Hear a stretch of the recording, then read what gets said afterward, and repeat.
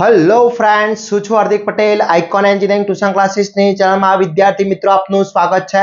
Diploma semester 4 ની અંદર અભ્યાસ કરતા મારા ઇલેક્ટ્રિકલના વિદ્યાર્થી મિત્રો માટે આજે આપણે વાત કરવાના છે polyphase transformer and AC machine.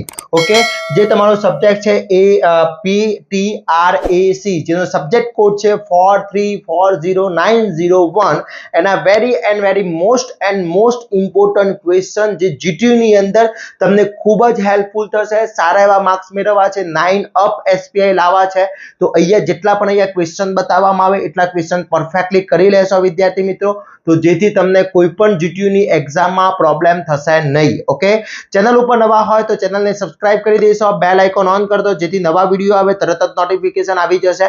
વિદ્યાર્થી મિત્રો, આપણું એક WhatsApp ગ્રુપ ચાલી રહ્યું છે. સેમેસ્ટર 4 ના દરેક બ્રાન્ચના વિદ્યાર્થી મિત્રો, ઇલેક્ટ્રિકલ હોય, મિકેનિકલ હોય, સિવિલ હોય, કોઈ પણ બ્રાન્ચના વિદ્યાર્થી મિત્રો હોય, એમનું એક WhatsApp ગ્રુપ એક્ટિવ છે, જેની લિંક ડિસ્ક્રિપ્શનમાં મૂકેલી છે. ત્યાંથી તમે જોઈન થઈ શકો છો અને અમારા જોડે જોઈન થઈ શકો છો અને અમે તમને ત્યાંથી દરેક વસ્તુ ત્યાં પ્રોવાઈડ કરીએ છીએ, દરેક સ્ટડી રિલેટેડ ઇન્ફોર્મેશન પ્રોવાઈડ કરીએ છીએ. વિદ્યાર્થી મિત્રો, આપણે જે સેમેસ્ટર 4 ના જેટલા પણ સબ્જેક્ટ છે બધા સબ્જેક્ટનું મોસ્ટ IMP મટીરિયલ એટલે કે GTU ની અંદર સૌથી બેસ્ટ સ્કોર કરવો હોય, પાસ થવું છે, 9.5 અપ SPI લાવવા છે અથવા પાસ થવું છે, એના માટેના કોર્સ ઓલરેડી લોન્ચ કરી દીધેલા છે, જેની લિંકો ડિસ્ક્રિપ્શનમાં મૂકેલી છે. ત્યાંથી તમે કોર્સ પરચેસ કરી અને તૈયારી કરી શકો છો અને GTU ના અંદર સારા એવા માર્ક્સ મેળવી શકો છો. તો દરેક સબ્જેક્ટના કોર્સની લિંક ડિસ્ક્રિપ્શનમાં છે, ત્યાંથી તમે પરચેસ કરી લેશો અને તમારી તૈયારી સ્ટાર્ટ કરી લેશો. આજના વિડીયોમાં આપણે ચર્ચા કરવાના છે મોસ્ટ ઇમ્પોર્ટન્ટ ક્વેશ્ચન જે GTU ની અંદર એક્ઝામમાં પૂછવાની શક્યતા સૌથી વધારે છે. એટલા ક્વેશ્ચન કરી લેશો તો તમારે GTU માં એક્સ્ટ્રા કંઈ જ કરવાની જરૂર નથી, બધું જ પેપર એમાંથી જ આવશે, એ ગેરંટી છે વિદ્યાર્થી મિત્રો. ઓકે, તો આ વિડીયોને વધુમાં વધુ શેર કરવાનો છે. હવે વાત કરીએ થ્રી ફેઝ ટ્રાન્સફોર્મર. એની અંદર આ ચેપ્ટર છે એપ્રોક્સી 10 થી 12 માર્ક્સનું ચેપ્ટર પૂછાતું હોય છે. 10 થી 12 માર્ક્સનું ચેપ્ટર પૂછાતું હોય છે. તો આ 10 થી 12 માર્ક્સ મેળવવા માટે તમને અહીંયા જેટલા પણ ક્વેશ્ચન બતાવેલા છે, એટલે કે ફર્સ્ટ ક્વેશ્ચન છે સિંગલ ફેઝ, 3 સિંગલ ફેઝ અને એક થ્રી ફેઝ ટ્રાન્સફોર્મરની સરખામણી, મોસ્ટ IMP ક્વેશ્ચન છે. એના પછી સેકન્ડ ક્વેશ્ચન છે તમારો ટ્રાન્સફોર્મરમાં થતા explain the losses in transformer. બહુ જ ઇમ્પોર્ટન્ટ ક્વેશ્ચન છે. આ જેટલા પણ ક્વેશ્ચન મેં અહીંયા બતાવ્યા છે એ બધા જ ક્વેશ્ચન તમારે પરફેક્ટલી કરી લેવાના છે. જ્યારે પણ GTU નું પેપર આપીને આવો ત્યારે આ ફરીથી વિડીયો ઓપન કરજો અને GTU નું પેપર આખું ચેક કરી લેજો. આમાંથી જ પેપર સેટ થયેલું હશે, એ ગેરંટી છે વિદ્યાર્થી મિત્રો. ઓકે, ચલો એના પછી વાત કરીએ થર્ડ નંબરનો જે છે થ્રી ફેઝ ટ્રાન્સફોર્મરમાં પેરેલલ ઓપરેશનની જરૂરિયાત વિશે લખો અને તેમાં પેરેલલ જોડવા માટેની શરતો લખવાની છે, મોસ્ટ IMP છે. એના પછી ફોર્થ નંબરનો છે ટ્રાન્સફોર્મરના ભાગોના નામ લખો અને બ્રીધર, કન્વેન્શનલ ટેન્ક અને રેડિએટર વિશેની ટૂંક નોટ લખવાની છે, અથવા તમને સેપરેટલી પૂછી શકે છે અથવા તમને બેઝિક પણ ભેગું પૂછી શકે છે. પછી ગ્લુકોઝ રિલીઝ આકૃતિ દોરી સમજાવો. આ 5 નંબરનો એક ક્વેશ્ચન બહુ જ ઇમ્પોર્ટન્ટ છે, 100% GTU ના પેપરમાં હશે ગ્લુકોઝ રિલે. ઓકે, એના પછી 6 નંબરનો જે ક્વેશ્ચન છે ટ્રાન્સફોર્મરની શીતન વિશે એટલે કે કુલિંગ સિસ્ટમ શું છે ટ્રાન્સફોર્મરની, એ સમજાવવાની છે, મોસ્ટ IMP છે. એના પછી ઓનલોડ અને ઓફલોડ ટેપ ચેન્જર વિશે સમજાવો. બીજી વસ્તુ વિદ્યાર્થી મિત્રો કે જે લોકો ઓનલી પાસ થવા માંગે છે કે એ લોકોને લાસ્ટમાં તૈયારી કરવી છે અથવા બહુ જ વધારે પડતા આગળના સેમેસ્ટરના સબ્જેક્ટોને તૈયારી કરવી છે, તો એના માટે આપણે સુપર 30 ક્વેશ્ચન પણ બનાવેલા છે, એ કોર્સની અંદર ઓલરેડી મૂકેલા છે. સુપર 30 ક્વેશ્ચન કરી લો, પાસ થઈ જાઓ, મોડલ પેપર કરો, પાસ થઈ જાઓ. તો આ વસ્તુ બહુ ઇમ્પોર્ટન્ટ વસ્તુ છે. આ બધી જ વસ્તુ એના માટે છે કે જેને 70 માંથી સારા એવા માર્ક્સ મેળવવા છે, 55 થી 60 અપ માર્ક્સ મેળવવા છે, એના માટે બધા જ ક્વેશ્ચન તૈયાર કરવાના છે.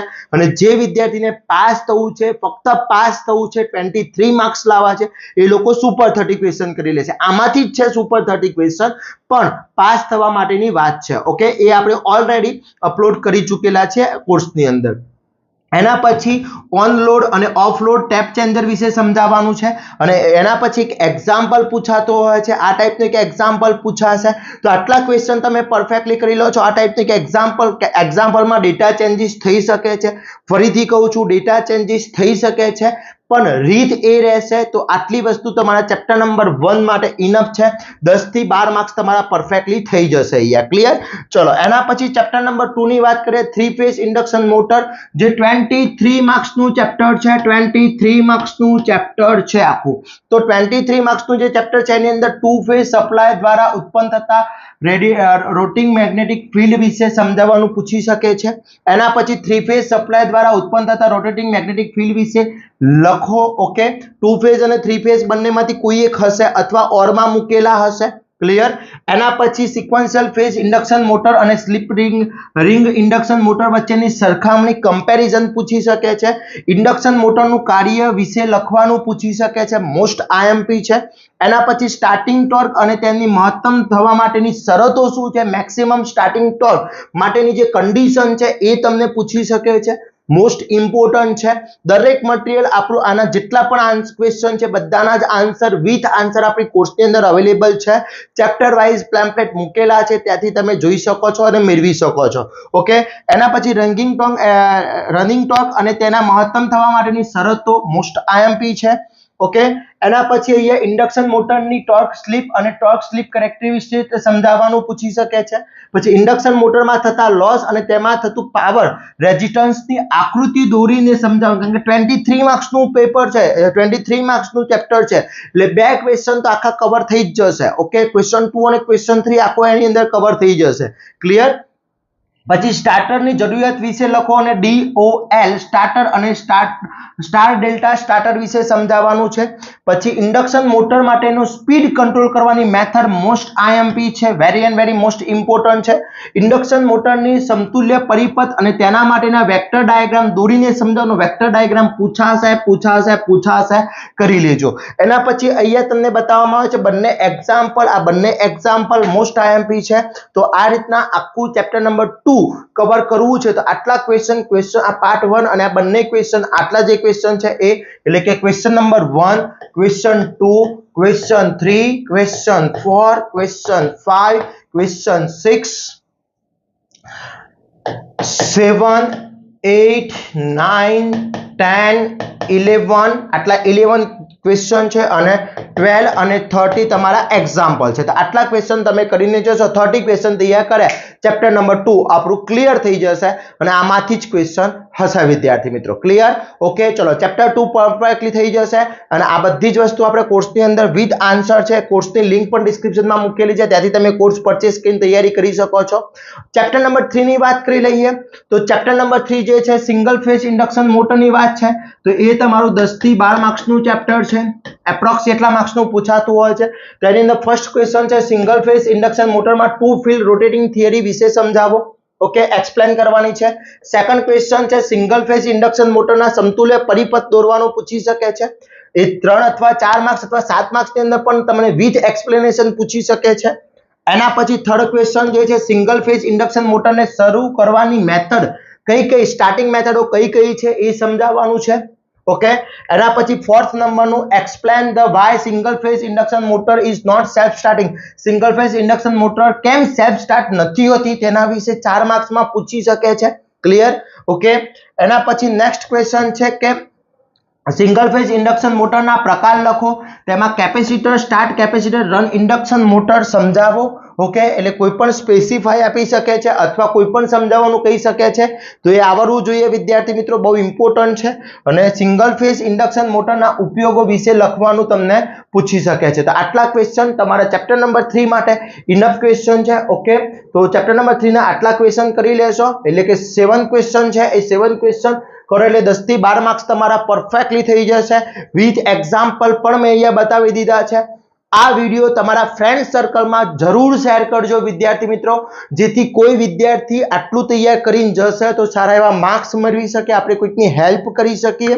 ઓકે, આ વિડિયો દરેક વિદ્યાર્થી મિત્રોને દરેક પોતાના જેટલા પણ સોશિયલ મીડિયા યુઝ કરતા હોય એ દરેકની અંદર એક શેર કરી જોજો. જ્યારે પણ એની એક્ઝામ આવશે એ વિડિયો જોઈ અને એક્ઝામ આપવા જશે ત્યારે એમ થશે તમને થેન્ક્સનો મેસેજ આવી જશે કે થેન્ક્સ ફ્રેન્ડ્સ કે તે મને વિડિયો શેર કર્યો તો હું આજે પાસ થઈ ગયો છું. ઓકે, તો આ વસ્તુ વિદ્યાર્થી મિત્રો બહુ ઇમ્પોર્ટન્ટ વસ્તુ હોય છે, આપણે કોઈકને શેરિંગ કરીએ તો આપણને બેનિફિટ થતો જ હોય છે. ક્લિયર? ઓકે, ચલો એના પછી નેક્સ્ટ વાત કરીએ ચેપ્ટર નંબર 4 એ પણ 23 માર્ક્સ નું ચેપ્ટર છે, અરાઉન્ડ 22 માર્ક્સ નું પૂછાતું હોય છે. એટલે ઇન શોર્ટ જો કોઈને પાસ થવું છે તો બીજું અને ચોથું ચેપ્ટર તૈયાર કરી જાય તો પણ 50% ઉપર માર્ક્સ નીકળી જાય છે આમ તો. ઓકે, ચલો એના વાત કરી લઈએ તો સેલિયન્ટ પોલ અને સેન્ટ્રીફ્યુગલ પોલ અલ્ટરનેટિવ વચ્ચેનો તફાવત બહુ ઇમ્પોર્ટન્ટ છે.